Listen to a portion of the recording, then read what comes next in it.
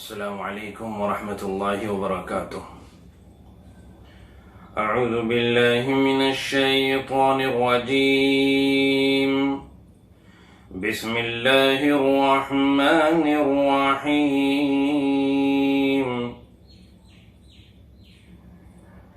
منیبین الیہ واتقوہ واقیموا الصلاة ولا تکونوا من المشرکین من الذين فرقوا دينهم وكانوا شيعا كل حزب بما لديهم فرحون وإذا مس الناس ضر دعوا ربهم منيبين إليه ثم إذا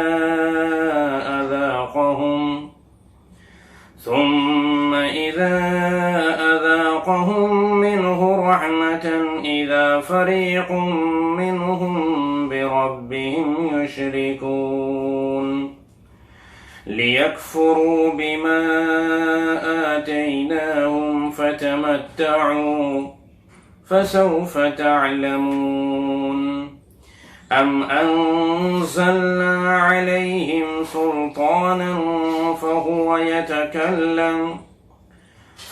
يتكلم بما كانوا به يشركون صدق الله العظيم۔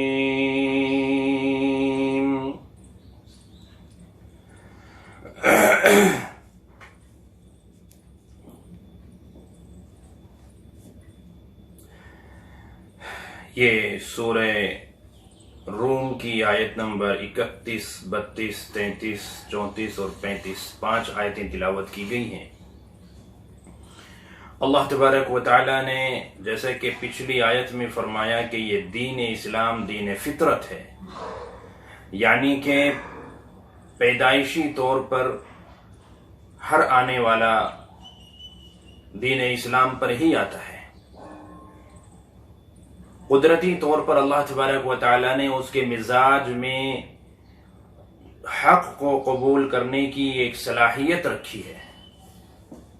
مزاج کے اندر دین اسلام کو قبول کرنے کی چاہت اللہ نے رکھی ہے،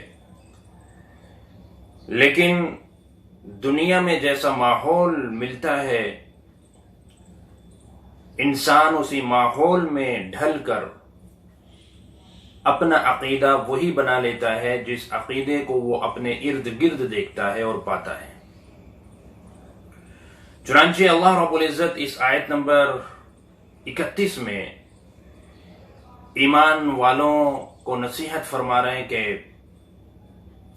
منیبین الیہ، تم سب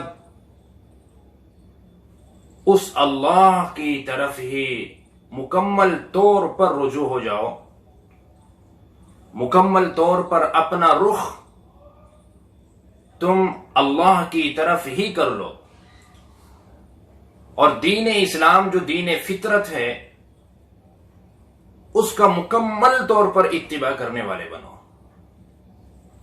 یعنی اس اتباع کے اندر ایک تو خلوص ہونا چاہیے، دنیاوی مصلحت کی بنا پر، کسی مجبوری کی بنا پر نہیں ہونا چاہیے۔ وہ مومن نہیں ہے کہ جو ہر حال میں اپنے تمام حالات اور معاملات شریعت کے حوالے نہ کر دے۔ یہ نہیں کہ جہاں نفع دکھا تو وہاں شریعت کی طرف جھک گئے، اور جہاں ہمیں نقصان نظر آنے لگا تو وہاں شریعت سے کٹ گئے۔ ایسا نہیں ہونا چاہیے۔ مثال کے طور پر کہیں سے اگر ہمیں کچھ ملنا ہے تو شریعت کی بات کریں گے کہ دیکھو اللہ بھی یوں فرماتے ہیں۔ کہیں کچھ دینا پڑ جائے تو پھر وہاں ہم راستہ کاٹ لیں گے۔ بھائی بہنوں کو حصہ کیسے دیں، وہ تو ہم نے شادیاں کر دی تھی۔ یہاں شریعت کو فالو کرنے میں ایک یعنی اپنے اندر عجیب سی کیفیت ہو جاتی ہے کہ یہاں میں شریعت کو کیسے فالو کروں؟ بھئی میں نے بہن کو شادی میں اس کے بہت خرچ کیا، اب شریعت کہتی ہے کہ اس کو حق میراث بھی دیا جائے. یہ بڑی عجیب بات ہے، یہ سمجھ میں نہیں آ رہی. تو مکمل طور پر شریعت کا اتباع ہونا چاہیے نا، جہاں مل رہا ہے وہاں بھی، جہاں نفع ہو رہا ہے وہاں بھی، اور جہاں اپنے پاس سے کچھ جا رہا ہے وہاں بھی، ہر حال میں. اللہ کے نبی صلی اللہ علیہ وسلم نے ارشاد فرمایا کہ تم کامل مومن نہیں بن سکتے جب تک اپنی تمام تر خواہشات اس شریعت کے تابع نہ کر دو جسے میں لے کر آیا ہوں.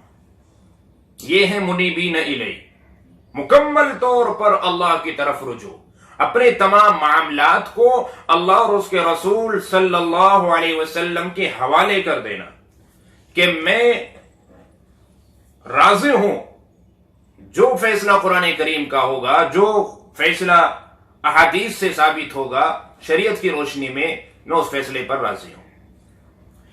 کاش کے ایمان والا اپنے تمام معاملات شریعت کے حوالے کرتا تو آج دنیاوی کورٹ میں جانا نہ پڑتا. آپ دیکھیں گے کہ کورٹ کے اندر کتنے سارے کیس فائل ہوتے ہیں ایمان والوں کے، طلاق کے ہیں، نکاح کے ہیں، حق جائیداد کے ہیں، میراث کے ہیں، معاملات کے ہیں، لین دین ہیں، کتنے اختلافات. کاش کے ایمان والے کا مکمل یقین ہوتا قرآن اور حدیث پر، کاش کے یہ مومن مکمل طور پر رجوع کرتا اللہ اور اس کے رسول صلی اللہ علیہ وسلم کی جانب، یہ کامل مومن بن جاتا، کامل مسلمان بن جاتا، آدھا ادھورا نہ رہتا، تو کوئی بھی کیس دنیاوی کورٹ کے اندر فائل نہ ہوتا، بلکہ معاملات قرآن اور حدیث کے ذریعے حل ہوتے ہیں. مومن کی شان یہ ہونی چاہیے. اللہ رب العزت فرماتے ہیں، اور قسم کھا کے اللہ فرماتے ہیں فَلَا وَرَبِّكَ لَا يُؤْمِنُونَ، قسم ہے آپ کے رب کی. اللہ فرما رہے ہیں آپ صلی اللہ علیہ وسلم سے، قسم ہے آپ کے رب کی، یہ مومن ہو ہی نہیں سکتے حَتَّى يُحَكِّمُونَكَ فِي مَا شَجَرَ بَيْنَهُمْ، جب تک یہ آپ کو اپنے اختلافات میں فیصل نہ بنائیں، جب تک آپ نے اپنے اختلافات میں آپ کے فیصلوں پر یہ راضی نہ ہو جائے. بھئی آپ صلی اللہ علیہ وسلم کے فیصلے پر اگر کوئی راضی نہیں ہے تو پھر وہ مومن کیسا ہو سکتا ہے؟ اور اللہ تو قسم کھا کے فرما رہے ہیں کہ وہ مومن نہیں ہے. ہمارا اختلاف ہوا بھائی بہنوں کا کسی جائیداد میں، پراپرٹی میں، شریعت بتا رہی ہے کہ بھائی کا اتنا حق بنتا ہے، بہن کا اتنا حق بنتا ہے. اللہ رب العزت نے ہر ایک کے حصے مقرر فرما رکھے ہیں. اس میں پھر اگر ہم میں سے کوئی راضی نہیں ہوتا اور وہ اس بات کو جھٹلا دیتا ہے، ٹھکرا دیتا ہے، اور دوسرے حساب سے وہ پھر فیصلہ کرانا چاہے کسی اور کے پاس جا کر، تو یہ مومن ہونے کی نشانی نہیں ہو سکتی، یہ منافق ہونے کی نشانی ضرور ہو سکتی ہے. آپ کو یاد ہوگا کہ ایک یہودی اور ایک برائے نام مومن کے درمیان اختلاف ہوا ایک جائیداد پر. جو اپنے آپ کو مومن کہلاتا تھا اس کی رائے یہ تھی کہ یہودیوں کے سردار کعب اشرف سے اس کا فیصلہ کرایا جائے، لیکن یہودی کو یقین تھا کہ اگر یہ فیصلہ محمد صلی اللہ علیہ وسلم کے دربار میں جائے گا تو مجھے انصاف ضرور مل سکتا ہے.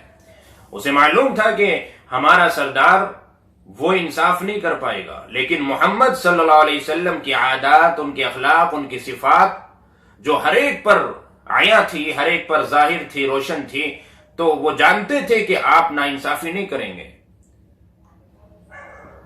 کچھ گفتگو ہونے کے بعد طے ہوا کہ چلیے آپ صلی اللہ علیہ وسلم سے ہی اس کا فیصلہ کرا لیا جائے. دونوں کے دونوں پہنچے، آپ نے دونوں کی گفتگو سنی، دلائل پر غور کیا، گفتگو میں غور کیا، تو آپ نے اس یہودی کے حق میں فیصلہ کر دیا کہ یہ زمین یہودی کی ہے، یہودی کے حوالے کر دی جائے. اب یہاں سے یہ دونوں آ گئے. یہ جو اپنے آپ کو مومن کہتا تھا، اسے ابھی تسلی نہیں ہوئی. اس نے سوچا کہ ابو بکر صدیق رضی اللہ عنہ کے پاس جا کر دیکھتے ہیں، شاید وہاں سے کچھ راحت مل جائے. یہ کہنے لگا کہ بھئی ایک بار ابو بکر صدیق رضی اللہ عنہ کے پاس بھی چلتے ہیں. تو یہودی نے کہا ٹھیک ہے چلیں. جب وہاں پہنچے تو جو مومن تھا اس نے اپنی بات رکھی حضرت ابو بکر صدیق رضی اللہ عنہ کے سامنے. یہودی نے کہا کہ جی یہ فیصلہ آپ صلی اللہ علیہ وسلم کی عدالت سے ہو چکا ہے، آپ نے میرے حق میں فیصلہ کر دیا، اس کے باوجود یہ آپ کے پاس آیا. ابو بکر صدیق رضی اللہ عنہ نے فوراً اپنے پاس سے اٹھا دیا کہ جب آپ صلی اللہ علیہ وسلم نے فیصلہ کر دیا تو پھر اب میں کیا چیز ہوں کہ میں کوئی اور فیصلہ دوں. ابھی اس کو تسلی نہیں ہوئی، وہاں سے بھی آنے کے بعد اس نے سوچا کہ حضرت عمر ابن خطاب رضی اللہ عنہ ایمان کے معاملے میں بڑے غیرت مند ہیں، بڑے سخت بھی ہیں. جب وہ دیکھیں گے کہ ادھر میں مومن ہوں اور ادھر یہ یہودی ہے تو وہ ضرور میرے حق میں فیصلہ کریں گے. چنانچہ یہ حضرت عمر رضی اللہ عنہ کے پاس پہنچے تو اس یہودی نے آہستہ سے حضرت عمر رضی اللہ عنہ کے کان میں کہہ دیا کہ اس سے پہلے میرے حق میں فیصلہ آپ صلی اللہ علیہ وسلم سنا چکے ہیں اور ابو بکر صدیق رضی اللہ عنہ بھی میرے حق میں فیصلہ دے چکے ہیں، اب آپ جو مناسب سمجھیں آپ دیکھ لیجئے. آپ نے فرمایا کہ اچھا. تو اس مومن سے کہا کہ بھئی بیٹھو میں ابھی فیصلہ کرتا ہوں. اندر گئے، تلوار نکال کر لے کر آئے اور اس کی گردن اڑا دی. کہا کہ یہ فیصلہ ہے تیرا کہ جو نبی کی بات نہ مانے وہ مومن کیسا ہے. تو اللہ رب العزت قسم کھا کے فرما رہے ہیں کہ فلا وربک لا یؤمنون، قسم ہے تیرے رب کی وہ مومن ہو ہی نہیں سکتے جو نبی کے فیصلے پر راضی نہ ہو. قرآن کے فیصلے پر جو راضی نہیں ہوں گے، نبی کے فیصلے پر راضی نہیں ہوں گے تو وہ مومن کیسے. آج ہم میں سے ہر ایک اپنے ایمان کو پرکھے، اس کی ضرورت ہے. تو اللہ فرماتے ہیں منیبین الیہ، مکمل طور پر اللہ کی طرف رجوع ہو جاؤ، مکمل طور پر اپنا سب کچھ اللہ کے حوالے کر دو.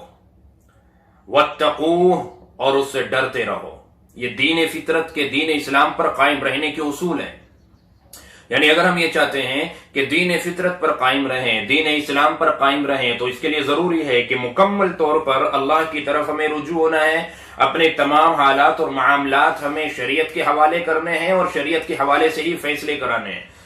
اور دوسرا ضابطہ اللہ فرماتے ہیں واتقوہ، اس اللہ سے ڈرتے رہو. اس کا خوف دل میں ہونا چاہیے. اس کا ڈر بے ایمانی کرنے سے روک دے، اس کا خوف دھوکہ دینے سے روک دے، اس کا ڈر جھوٹ بولنے سے روک دے، اس کا ڈر کسی کے ساتھ خیانت کرنے سے روک دے، اس کا ڈر ہر طرح کے گناہ سے روکنے پر آمادہ کر دے. تو یہ اللہ کا ڈر دل کے اندر ہونا چاہیے. دل میں اللہ کا ڈر رہے گا تو دین اسلام پر قائم رہیں گے. اور اللہ فرماتے ہیں کہ وَأَقِيمُوا الصَّلَاةَ، نماز قائم کرتے رہو، نماز نہ چھوڑو. نماز قائم کریں گے جیسے کہ اس سے پہلے آیت ہے 21ویں پارے کی بالکل شروع میں کہ نماز قائم کریں گے تو بہت ساری برائیاں خود بخود اندر سے نکلتی چلی جائیں گے نماز کی برکت سے. تو دین اسلام پر قائم رہنے کا ایک اصل الاصول، ایک ضابطہ، بہترین ضابطہ یہ ہے کہ ہم نماز کو نہ چھوڑیں. اگر نماز ہماری زندگی میں نہیں ہے تو پھر کچھ بھی نہیں ہے، پھر ہم دین اسلام پر قائم نہیں رہ سکتے. پھر شیطان بڑی آسانی سے ہمیں اچک سکتا ہے. نماز پر قائم رہیں گے تو شرک تو بہت دور کی بات ہے، جو دوسری برائیاں ہیں، جو چھوٹے گناہ ہیں، ان سے بھی انشاءاللہ بچتے چلے جائیں گے. اور اللہ فرماتے ہیں کہ وَلَا تَكُونُوا مِنَ الْمُشْرِكِينَ، مشرکین میں سے نہ بنو، کسی بھی طرح کا شرک کرنے والے نہ بنو.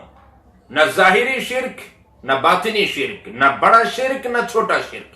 کسی بھی طرح کا شرک نہیں ہونا چاہیے.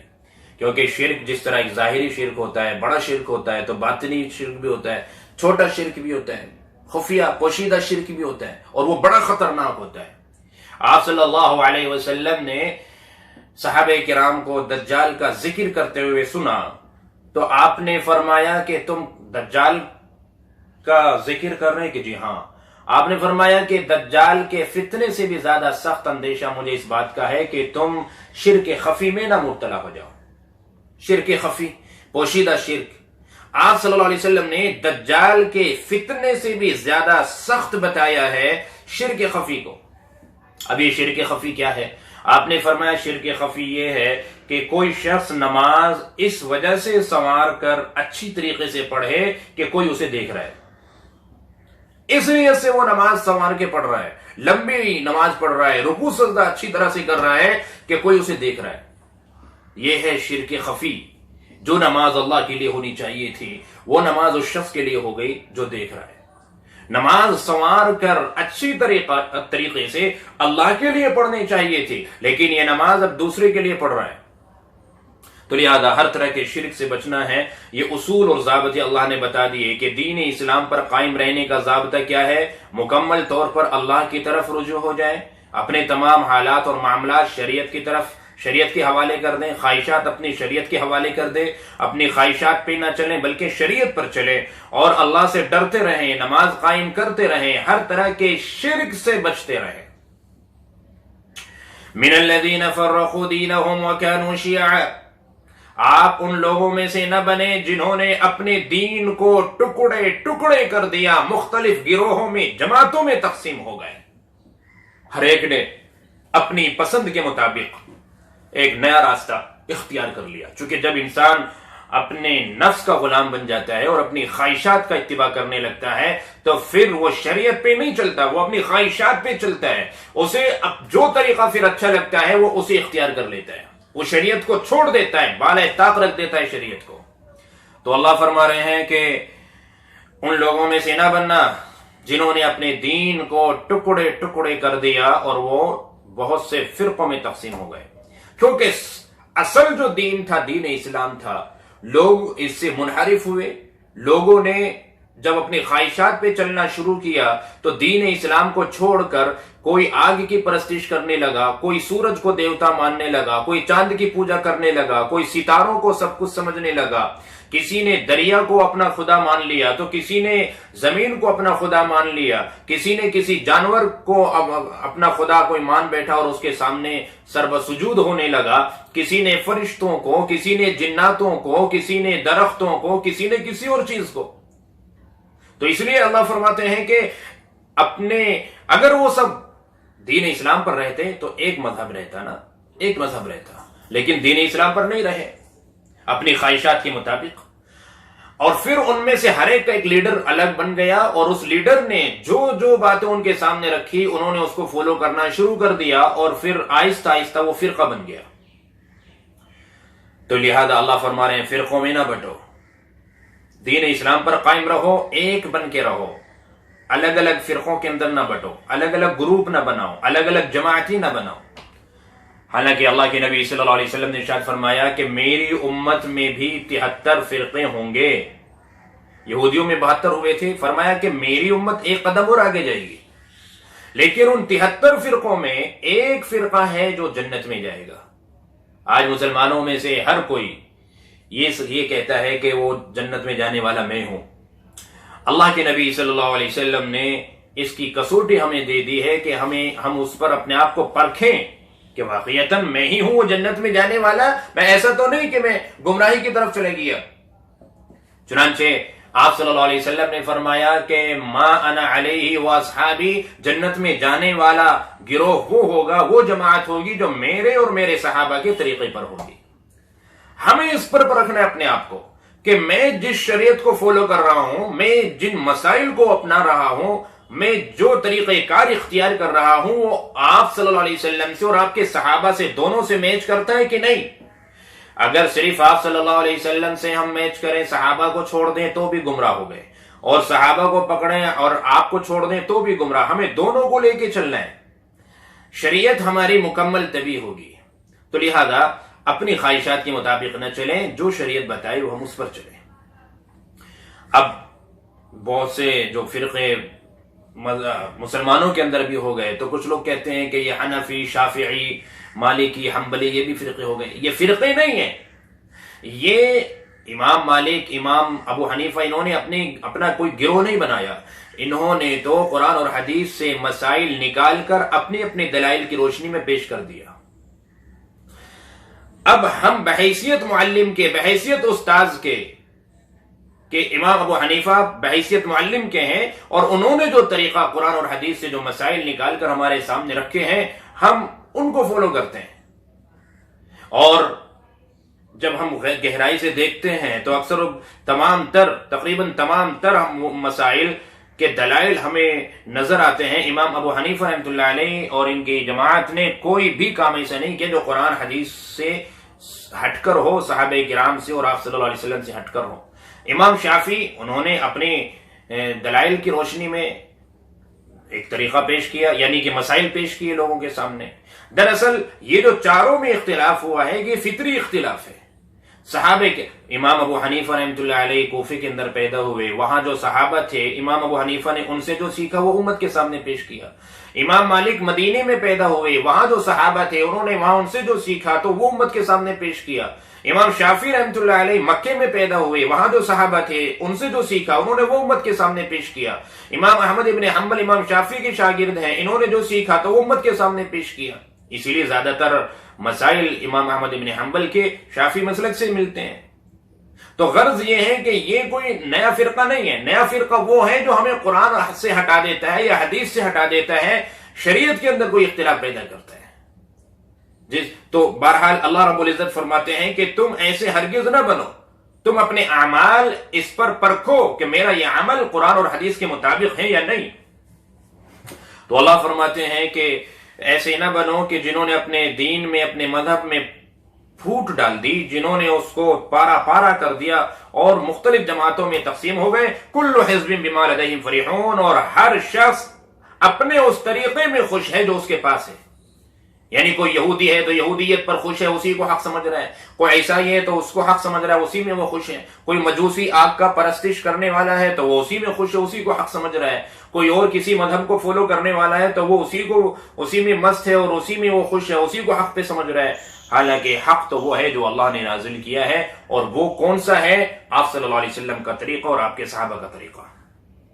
اب یہ جو دین فطرت اللہ نے دیا ہے، مذہب اسلام کو جو اللہ پاک نے ایک فطری دین بنایا ہے، پیدائشی طور پر جو اسلام کی طرف ایک جھکاؤ، ایک رجحان اللہ نے جو ہر ایک کے اندر رکھا ہے، اب اس کی ایک دلیل اللہ پیش فرما رہے ہیں۔ دیکھیے وَإِذَا مَسَّ النَّاسَ ضُرٌّ دَعَوْا رَبَّهُمْ، کہ جب کسی مصیبت میں یہ لوگ گرفتار ہوتے ہیں۔ آج جو سورج کی پرستش کرنے والے ہیں، چاند کی پرستش کرنے والے ہیں، ستاروں کو پوجنے والے ہیں وغیرہ وغیرہ، کہ یہ لوگ جب کسی مصیبت میں پریشانی میں مبتلا ہوتے ہیں، اللہ فرماتے ہیں کہ منیبین الیہ، اس پریشانی میں مصیبت میں وہ بھول جاتے ہیں اپنے ان تمام دیوتاؤں کو، اپنے ان تمام خداؤں کو جو انہوں نے گھڑ لیے تھے اپنی جانب سے۔ ایسے عالم میں، ایسی پریشانی میں صرف ایک اللہ ان کے یاد آتا ہے، صرف ایک اللہ کو پکارتے ہیں۔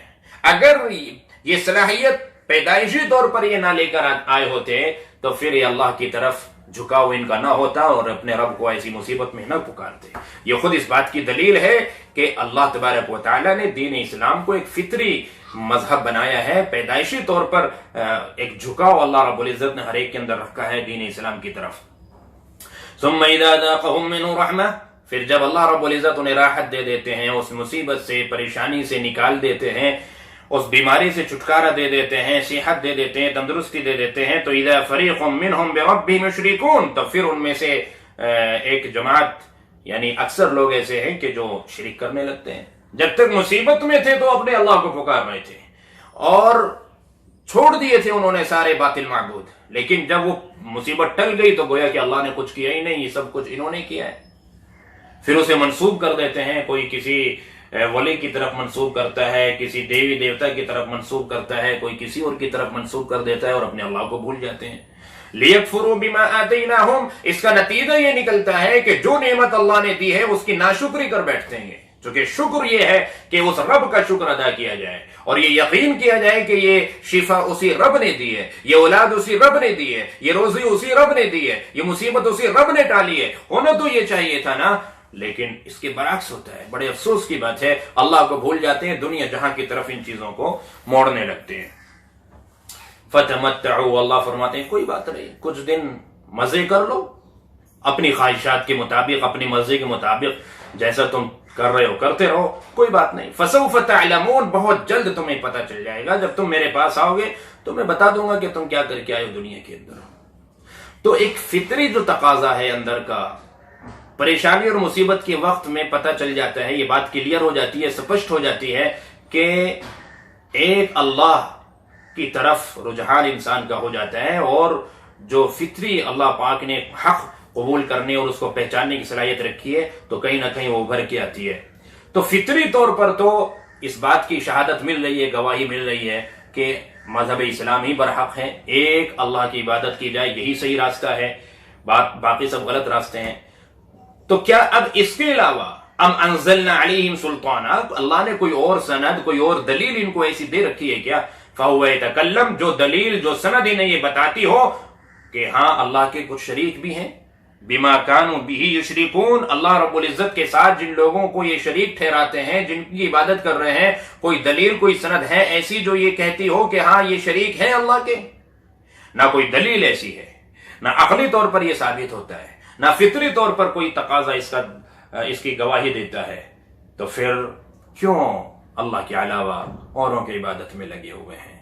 چنانچہ خلاصہ یہ ہوا کہ تمام تر جو باطل اور جھوٹے مذہب اپنی طرف سے بنا لیے ہیں، ان سے ہٹ کر ایک اللہ کی طرف مکمل طور پر ہم متوجہ ہو جائیں اور تمام حالات اور معاملات ہم اسی کے حوالے کریں، اپنی خواہشات پہ نہ چلیں بلکہ اپنی خواہشات نفسانی کو شریعت کے تابع کریں، اسی میں ہماری کامیابی ہے۔ اور اس پر قائم رہنے کے جو آج یہ اصول بیان کیے گئے ہیں، ان کو ضرور یاد رکھیں تاکہ ہم بار بار اپنے آپ کو جانچتے رہیں، اپنا محاسبہ کرتے رہیں کہ میں دین اسلام پر قائم ہوں، ہٹ تو نہیں گیا۔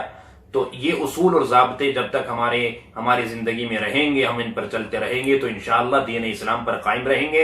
اور اگر خدا نخواستہ ان ضابطوں سے، ان اصولوں سے ہٹ گئے تو بھئی پھر ہمارے اسلام کا، ہمارے ایمان کا بڑا خطرہ ہو جائے گا، اور پھر ہمیں اس کی فکر کرنے کی ضرورت ہے۔